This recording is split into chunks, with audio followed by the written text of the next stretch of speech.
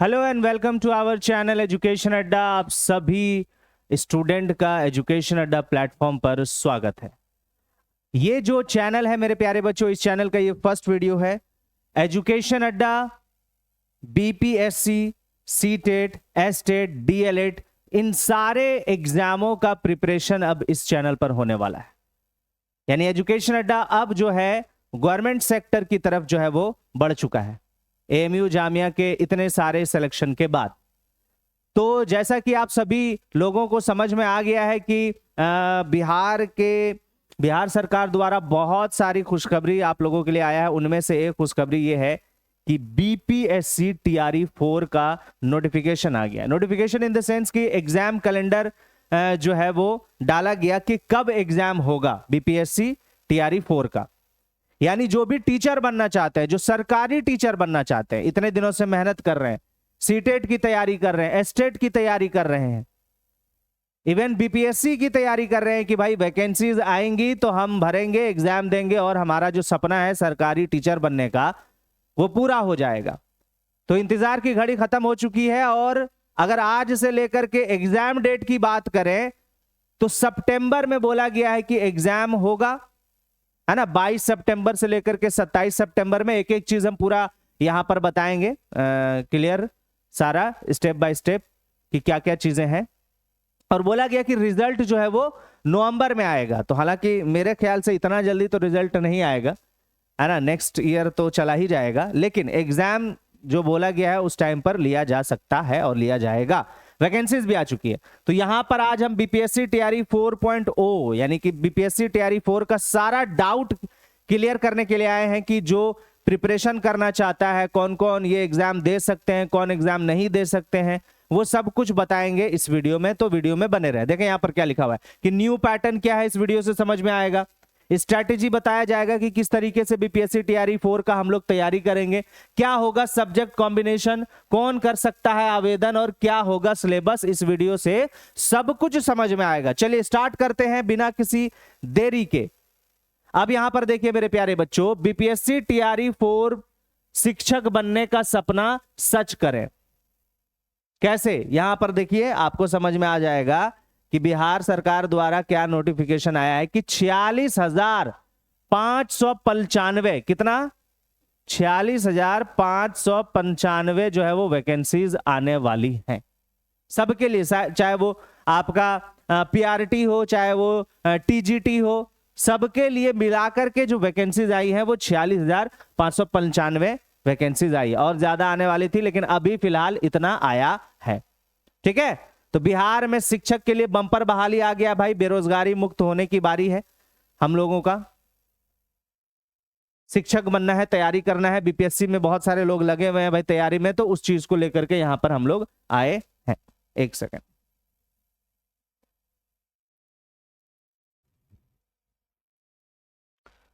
तो हम बात कर रहे हैं कि बिहार सरकार द्वारा जो बीपीएससी टीआरई 4 का वैकेंसीज लाया गया, जिसमें 46,595 पदों के लिए, जिसमें पीआरटी भी है यानी कि प्राइमरी वाले भी हैं, यानी 1 to 5 वाले के लिए भी है, 6 to 8 वाले के लिए भी है, 9 to 10 वाले के लिए भी है और 11 12 वालों के लिए भी। यानी टोटल मिलाकर के जो वैकेंसीज है वो 46,595 है। अब देखिए मेरे प्यारे बच्चों, ये भर्ती आपके लिए गोल्डन चांस क्यों है? गोल्डन चांस क्यों है समझिए। यहां पर क्या है, बहुत सारी चीजें क्लियर होगी कि इसमें किसी भी तरह का कोई भी इंटरव्यू नहीं है, सीधा भर्ती। यानी एग्जाम दीजिए, क्वालिफाई कीजिए और सरकारी टीचर बन जाइए। इसमें किसी भी तरह का कोई भी इंटरव्यू नहीं है, है ना। सिर्फ रिटन एग्जाम होगा। क्या होगा? रिटन एग्जाम होगा। और नो निगेटिव मार्किंग, कोई भी किसी भी तरह का इस एग्जाम में निगेटिव मार्किंग नहीं है। यानी होता है ना कि आप 4 गलती करोगे तो एक एक्स्ट्रा मार्क्स कट जाएगा, नहीं। तो जितना क्वेश्चन आपके एग्जाम में आ रहा है पूरा में पूरा क्वेश्चन बना करके आना है भैया, है ना। ये अच्छी चीज है, गलत उत्तर पर नंबर कभी नहीं कटने वाला है। एक ही एग्जाम होगा, यानी एक एग्जाम होगा, बार बार एग्जाम नहीं होगा। एक एग्जाम क्वालिफाई कीजिए और अपना नौकरी पाइए। ऑल इंडिया एलिजिबल, ये जो बीपीएससी टीआरई 4 का एग्जाम होगा, इसमें दूसरे राज्य के भी अभ्यर्थी भी आवेदन कर सकते हैं, दूसरे राज्य के भी, लेकिन बिहार वाले को ज्यादा रिजर्वेशन दिया गया है। यानी ऑलमोस्ट 85% जो है वो सीट रिजर्व समझ लीजिए कि बिहार वाले स्टूडेंट के लिए है, बाकी का जो बचा है 15% उसमें बिहार के भी आएंगे और अदर स्टेट के भी आएंगे, वो अप्लाई कर सकते हैं। ठीक है, तो बिहार वाले स्टूडेंट के लिए, कैंडिडेट के लिए बहुत ही अच्छा मौका है। ठीक है, चलिए महत्वपूर्ण तारीख, इंपॉर्टेंट डेट देख लीजिए भैया और अपने कैलेंडर में मार्क कर लीजिए कि कब से प्रिपरेशन करना है। तो सबसे पहले अगर हम एप्लीकेशन की बात करें, फॉर्म की बात करें मेरे प्यारे बच्चों, तो एप्लीकेशन बहुत जल्द स्टार्ट होने वाला है ना, बहुत जल्द स्टार्ट होने वाला है। और एग्जाम डेट तो बता दिया गया भैया कि 22 से 27 सितंबर के बीच में जो है वो आपका एग्जाम बीपीएससी टीआरई 4 जो है वो होने वाला है कि नहीं। और उसके बाद रिजल्ट हमने क्या बताया था कि रिजल्ट जो है वो नवंबर में, बोला गया है कि रिजल्ट नवंबर में दे दिया जाएगा। तो कितने दिन बच गए भैया आपका? 6 महीना। 6 महीने में तैयारी, 6 महीने में तैयारी करेंगे। कहां से करेंगे? यहीं एजुकेशन अड्डा, बीपीएससी, सीटेट, एस्टेट, डीएलएड का प्रिपरेशन सब यहीं से होगा।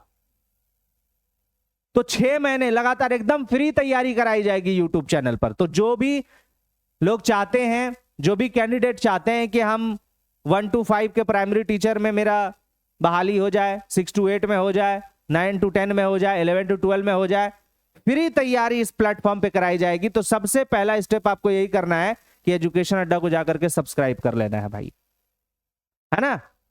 सब्सक्राइब कीजिएगा तभी तो सारा नोटिफिकेशन आपके पास आएगा। फ्री तैयारी कराया जाएगा, किसी भी तरह का कोई शुल्क, कोई पैसा नहीं लिया जाएगा। ओके, तो समय कम है, तैयारी आज से ही शुरू कीजिए। बिल्कुल 6 महीने बचा है, फरवरी से सितंबर तक। अब देखिए आयु सीमा जो जरूरी है, ये देखिए मेरे प्यारे, जो जरूरी है वो चीजें देखेंगे। आयु सीमा और आरक्षण, एज लिमिट एंड रिजर्वेशन होता है ना, कि कौन कौन इस परीक्षा के लिए एलिजिबल है, समझना पड़ेगा। यहां पर देखिए मिनिमम एज, सबसे पहले बात करें मिनिमम एज, न्यूनतम आयु की अगर हम बात करें, जो प्राइमरी टीचर बनना चाहते हैं 1 to 5 का, तो मिनिमम एज 18 वर्ष है। कितना है? 18 वर्ष मिनिमम की बात कर रहे हैं। और सेकेंडरी में जो सेकेंडरी के टीचर बनना चाहते हैं, है ना, 6 to 8 से लेकर के 9 to 12 से 9 to 12 तक, 1 to 5 और 6 to 8 का जो मिनिमम एज है वो 18 वर्ष है। लेकिन 9 से लेकर के 12 तक के जो टीचर बनना चाहते हैं, यानी सेकेंडरी और हायर के जो टीचर बनना चाहते हैं, उसका मिनिमम एज कितना है? 21 वर्ष है, 21 ईयर्स। और मैक्सिमम एज की बात करें तो जनरल वाले कैंडिडेट मेल के लिए, पुरुष के लिए जो मैक्सिमम एज है वो 37 साल होगा। और अगर जनरल फीमेल की बात करते हैं, ओबीसी और बीसी की बात करते हैं, है ना, महिला की बात करते हैं, तो मैक्सिमम एज, अधिकतम एज कितना होगा भैया? 40 वर्ष। जो एससी से बिलोंग करते हैं, एसटी से बिलोंग करते हैं, मेल हो या फीमेल हो, 42 वर्ष जो है वो मैक्सिमम एज दिया गया है। और रिटायरमेंट एज देख लो भैया, यहां पर दिया गया 60 साल में रिटायरमेंट हो जाएगा, 60 साल में रिटायरमेंट है। ठीक है, समझ में आया? अब देखिए नोट, ये अन्य राज्य यानी अदर स्टेट के सभी उम्मीदवार जनरल अनरिजर्व श्रेणी में गिने जाएंगे। चलिए आगे देखते हैं मेरे प्यारे बच्चों। कक्षा 1 to 5 योग्यता, यानी कि कौन कौन 1 to 5 सरकारी टीचर जो बनना चाह रहे हैं उनके लिए क्या क्या योग्यता होनी चाहिए, कौन कौन ये परीक्षा दे सकता है। तो सबसे पहले अगर हम बात करें शैक्षणिक योग्यता की बात करें, एकेडमिक रिक्वायरमेंट्स की अगर हम बात करें, तो 12th पास होना चाहिए, लगभग 12th में 50% मार्क्स होने चाहिए। और 2 साल का जो डीएलएड का डिग्री है वो ही वाले ये 1 to 5 वाले भर सकते हैं, या ग्रेजुएशन होना चाहिए और डीएलएड होना चाहिए। सीटेट पेपर 1 पास होना चाहिए, और या फिर बीटेड पेपर 1 पास होना चाहिए। आ रही बात समझ में? वही पीआरटी वाला यानी कि 1 to 5 वाला टीचर बन सकते हैं, ये बीपीएससी टीआरई 4 का एग्जाम दे सकते हैं। और जो अदर स्टेट के कैंडिडेट है, सीटेट में 90 मार्क्स मिनिमम होना ही चाहिए। अब देखिए प्रतिबंधित क्षेत्र, रेस्ट्रिक्टेड जोन की अगर हम बात करें, तो बीएड डिग्री धारक यानी जिन्होंने बीएड किया है वो 1 to 5 वाला एग्जाम नहीं दे सकते हैं भैया। बीएड वाले 1 to 5 के लिए एलिजिबल नहीं है, उसको नहीं माना गया है, योग्यता नहीं दिया गया है। ठीक है, ये क्लियर है। आगे देखते हैं 6 to 8 की बात करें, मिडिल स्कूल टीचर की योग्यता की अगर हम बात करें, तो ग्रेजुएशन होना चाहिए और 2 साल का डीएलएड होना चाहिए, या ग्रेजुएशन में 50% मार्क्स और बीएड होना चाहिए। वही 6 to 8 का टीचर बन सकते हैं भाई। सीटेट पेपर 2 पास होना चाहिए और बीटेट का पेपर 2 पास होना अनिवार्य है, तभी 6 to 8 का मिडिल स्कूल टीचर वाला एग्जाम जो है वो दे सकते हैं। अन्य राज्य के अभ्यर्थियों को सीटेट में 90 अंक लाना अनिवार्य है। ठीक है, यहां पर भी वही चीज है। 6 to 8 का अगर हम विषय संयोजन की बात करें, सब्जेक्ट कॉम्बिनेशन की अगर हम बात करें, मैथ साइंस की अगर हम बात करें, तो ग्रेजुएशन में इनमें से 2 विषय, चाहे गणित हो, भौतिकी हो, रसायन हो, जीव विज्ञान हो, जूलॉजी हो, बोटनी हो, होना चाहिए। सोशल साइंस अगर होगा तो इनमें से 2 विषय, चाहे इतिहास, भूगोल, राजनीतिक शास्त्र, है ना, दर्शन शास्त्र, अर्थशास्त्र, ये सब इनमें से कोई 2 विषय। और लैंग्वेज टीचर का होगा तो भैया हिंदी, अंग्रेजी, संस्कृत या उर्दू में ऑनर्स जरूरी है। ठीक है, ये सब्जेक्ट कॉम्बिनेशन है, यानी यही वाले कैंडिडेट जो है वो 6 to 8 में भर सकते हैं। चलिए अब देखिए 9 to 10 की अगर हम बात करें, सेकेंडरी टीचर की बात करें योग्यता की, तो एलिजिबिलिटी में ग्रेजुएशन या फिर post graduation 50% marks plus BEd वही दे सकते हैं, और बिहार एस्टेट पेपर 1 पास होना चाहिए, तभी वो 9-10 का एग्जाम जो है वो पेपर दे सकते हैं। इसमें एस्टेट पेपर 1 पास होना चाहिए। ठीक है, चलिए आगे देखते हैं। 11-12 की अगर हम बात करें, हायर सेकेंडरी योग्यता की अगर हम बात करें, तो पोस्ट ग्रेजुएशन है ना, 50% मार्क्स होना चाहिए इन कंसर्न सब्जेक्ट, जो उनका मेन सब्जेक्ट होता है, बीएड डिग्री होना चाहिए, और बिहार एस्टेट पेपर 2 पास होना अनिवार्य है 11-12 वाले के लिए। ठीक है, 11-12 वालों के लिए। अब देखिए कौन आवेदन नहीं कर सकता है, who can not apply, appearing candidate, यानी जिनका अभी क्लासेस चल रहा है, कोर्सेस चल रहा है, अंतिम वर्ष चल रहा है, सेमेस्टर के छात्र जिनका रिजल्ट फॉर्म भरने की तारीख तय नहीं आया है, वो ये एग्जाम नहीं दे सकता है। और एनआईओएस जो है, सिर्फ जिन्होंने डीएलएड किया है, वो ये एग्जाम नहीं दे सकता भैया। सुप्रीम कोर्ट के आदेश अनुसार मान्य नहीं है, एनआईओएस वाला मान्य नहीं है, वो ये एग्जाम नहीं दे सकता है। यानी ये वही एग्जाम दे सकते हैं जिसके हाथ में डिग्री और रिजल्ट होगा, वही एग्जाम दे सकते हैं। क्लियर, चलिए आगे बढ़ते हैं। आवेदन शुल्क की अगर हम बात करें, फीस की बात करें, तो जनरल स्टूडेंट का या फिर अदर स्टेट की बात करें तो 750 रुपया लगेगा for all male candidate in non Bihar resident. जितने भी मेल कैंडिडेट है और जितने भी नॉन बिहार रेसिडेंट है जो अदर राज्य के हैं, 750 रुपया लगेगा। लेकिन रिजर्व कैटेगरी में सिर्फ और सिर्फ 200 रुपया लगेंगे। बिहार के फीमेल के लिए, SC ST है ना, दिव्यांग लोगों के लिए सिर्फ 200 रुपया में जो है वो फॉर्म भरा जाएगा। ठीक है, क्या है क्लैरिफिकेशन, अन्य राज्य की महिलाएं और आरक्षित वर्ग जनरल 750 रुपए लगेंगे, उसी में गिने जाएंगे। केवल बिहार के निवासियों को छूट मिलेगा। ठीक है, क्लियर है। चलिए परीक्षा का पैटर्न समझ लेते हैं। इसमें बहुत सारे स्टूडेंट जो है कंफ्यूज कर जाते हैं कि हम 1 to 5 का एग्जाम देंगे तो हमको कौन कौन सा सब्जेक्ट पढ़ना पड़ेगा, हम 6 to 8 देना चाहते हैं, हम 9 to 10 देना चाहते हैं, हम 11-12 का टीचर का एग्जाम देना चाहते हैं। तो हमको एग्जाम का पैटर्न समझना है, क्या क्या हमको अच्छी तरीके से पढ़ना पड़ेगा कि हमारा सिलेक्शन हो जाए। तो टेंशन लेने की जरूरत नहीं है, हम लोग एकदम बेहतरीन तरीके से प्रिपरेशन कराएंगे, टेंशन बिल्कुल नहीं लेना है। सबसे पहले एग्जाम पैटर्न यहां पर समझ लेते हैं मेरे प्यारे स्टूडेंट की परीक्षा पैटर्न। कक्षा 1 to 5 का अगर हम बात करें, यहां पर एक पाई चार्ट के माध्यम से आपको समझा देते हैं। ये वाला 80% भाग है, ये वाला 20% भाग है।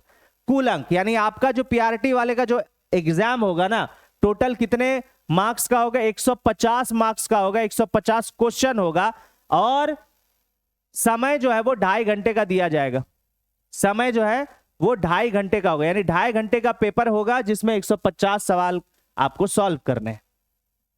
2 पार्ट में आपका पेपर है। पहले पार्ट में लैंग्वेज यानी कि भाषा, 30 अंक का 30 सवाल आएंगे, लैंग्वेज से 30 सवाल आएंगे, और ये क्वालिफाइंग नेचर का होता है, इसको आपको क्वालिफाई करना ही पड़ेगा।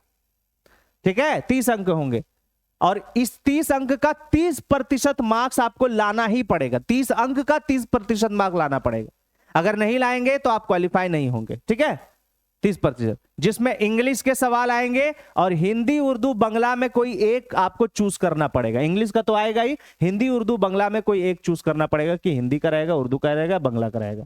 यानी इंग्लिश के 8 सवाल रहेंगे, बाकी 22 सवाल चाहे हिंदी जो चूज करेगा हिंदी का रहेगा, उर्दू का चूज करेगा उर्दू का रहेगा, बांग्ला का चूज करेगा बांग्ला का रहेगा। ये पार्ट 1 हो गया, और इसमें 30% मार्क्स जो है वो लाना जरूरी है।